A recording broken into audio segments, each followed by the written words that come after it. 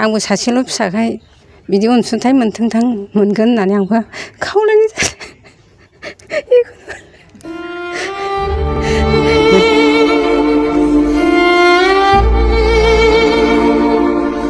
जिदाइन बोसोर बैसोनि मिजिंसा बसुमतारी फाहामथाय लानो मददथि बिदों खुंथायाव थानाय दैदेनगिरिफोरनिसिम उदालगुरि जिल्लानि दैफां ताराबारि खैरोवरि गामिनि 18 बोसोर लाइमोन मिजिंसा बसुमतारी गोबां जेंनायाव गोग्लैनानै दङ।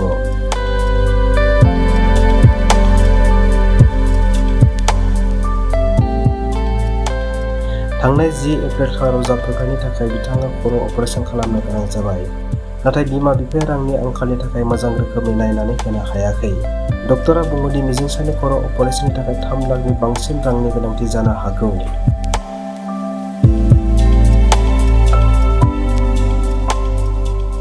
बिमा बिफाया गावनि हा हु मोसौ दाउ आरो अमा गासैबो फाननानै नायगासिनो दंब्लाबो रांनि जेंनायाव नैबे समाव मोगा मोगि जानो गोनां जादों। बेखायनो खौरां बिजोंनि गेजेरजों मिजिंसानि बिमा बिफाया बिटिसिनि गाहाय हाग्रामा महिलासिम मददथि मोननो थाखाय आर'ज खालामहरदों। आंबो बेखौनो सानदों, आंबो बेखौनो बुंनो लुबैदों। आंबो सासेल' फिसाखाय बिदि अनसुंथाइ मोनगोन होननानै आंबो खावलायनाय जादों।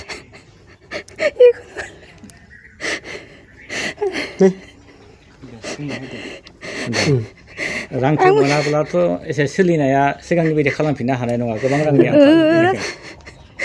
सासेल' गथ' नङा होनना बुंबाय। सासेल' फिसा, आंबो बे रां मोनाखैबा आंबो माबोरै राहा खालामनो। ओमफ्राय आङो न'आव फैनानै मोसौ फानबाय, अमा फानबाय आरो जि बुस्थु दङ दसेसो फानजोबनाय जाबाय। हाखौ मा खालामखो? हाखौबो फाननाय जाबाय, बिगाथामखौबो फाननाय जाबाय आरो दायो जेबो गैला। दायो जेबो गैला आरो मानसिल'सैसो आरो दायो। दायो गथ'खौ ट्रिटमेन्ट खालामनो थाखाय बेसेबां रां नांगौ होनना बुंदों? दायो गथ'खौ ट्रिटमेन्ट खालामफिननो थाखाय दायो डाक्टारा बुंहरफिनदों नों दाखालि, आङो माबायाव खालामलांदोंमोन गावसोर बिहरनायखाय, माने नोंहा 3 लाखनि खाथियाव दंबावो, बेखौ फुरा सिगांनि बादि खालामनो होनना बुंदों आरो। सिगांनि बादिनो जाफिनगोन, खिन्थु नोंहा फैसाया एसे थांबावगोन, खिन्थु 3 लाख थांगोन होनना बुंदों आरो। खिन्थु एसे एनै खमबो थांनो हागौ, खिन्थु 3 लाखखौ दोन बानायनानै नों खरसा खालामनानै बुथुमनानै दोनखा होनना बुंदों आरो आंखौ। दायो एसेबां रां मानिखौ नोंथाङा मानिफ्राय मोनगोन, बहानिफ्राय मोनगोन? आंथ' दायो जेबो राहा गैला दायो बुथुमनो, जेबो गैला। माने फाननोबो हाया फानखाबाय आरो मोसौ मासे दङ, बेखौलाय मा बेसेबां मोनो। आदि हरनाय दङ, बेखौ फाननो लायफिनदों, बेखौबो मा बेसेबां मोनो मोसौखौलाय। फिसा जानाय लोंनाय माइ दै जेबो गैला। जेबो गैला। दा गथ'खौथ' फाहामनांगौ। गथ'खौबो फाहामनांगौ, ओमफ्राय जानाय लोंनायबो गैला आरो। गथ'खौ फाहामनांगौ, गथ'आ हारसिंल'। ओमफ्राय दा फिसाजोआबो आरो क्लास 8आव फरायगासिनो दङ। दायो नोंथाङा बे रां मानिखौ सोरनिफ्राय मोननो हास्थायदों? आङो बे रां मानिखौ आङो जोंनि पिटिसिनि जितु EM बा MCLA चिफ बिसोरनिफ्राय आं मोननो हास्थायदों। अननानै जेनेबा एसे अनसुंथाइफोर हरगोन नामा, बेसेबां हायो बेबायदि। माने आङो माबा रिहन सारनो दहाय आं हैनो थांदोंमोन एप्लिकेसन, ओमफ्राय सारा क'क्राझाराव दंहैनो, आरो आं सरन सारनो एसे सिगाङावनो हैखांबाय, आरो एप्लिकेसनखौ हैनो हैबा आरो आं प्रेस सारनोबो होनानै दोनहैदों। बे सरन सारनो होनायनि उनावनो प्रेस सारनोबो होदों आरो। ओमफ्राय दायो माने एसे उनाव खबर ला होनना बुंदों आरो प्रेस सारा।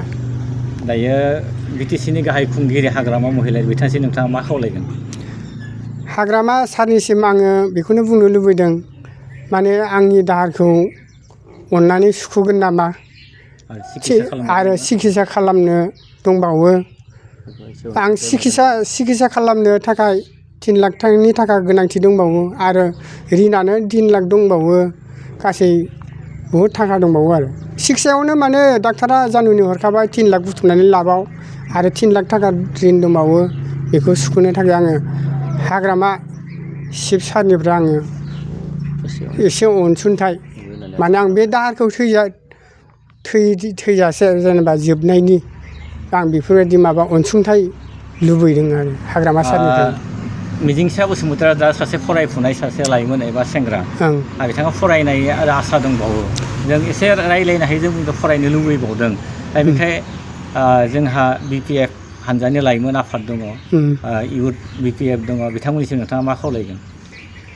बिसोरनिसिमबो आङो अननानै माने एसे नायफैगोन होननानै आं आसा खालामदों थारमाने दाबो हालोदावनो दङ नालाय मोजां माने गोरा स्पस्त' जायाखै आं बेखायनो बिथांमोनखौबो सारमोनखौ माने अननानै नायफैगोन नामा आं बेखौ खावलायदों आरो दायो बे न'खरावहाय सोरबा राजखान्थि हान्जानि एबा सोरबा सुबुंफोरा नायफैदों नामा दिनैसिमहाय नायफैयाखै बे गामिनि खुरमाफोर आरो रायजो राजाफोर नायफैयो आरो सोरबा अनसुंथाइ होदों नामा होआखै गामिनिया होदों एसे एनै गामिनिया होदों बयबो होदों सोरबा 1000 1200 500 600 3000 बेफोरबायदि होदों गामिनिया अनसुंथाइ ओमफ्राय बिनि अनगायै बाहेरा मानसिया रावबो नायफैयाखै आरो रावबो फैयाखै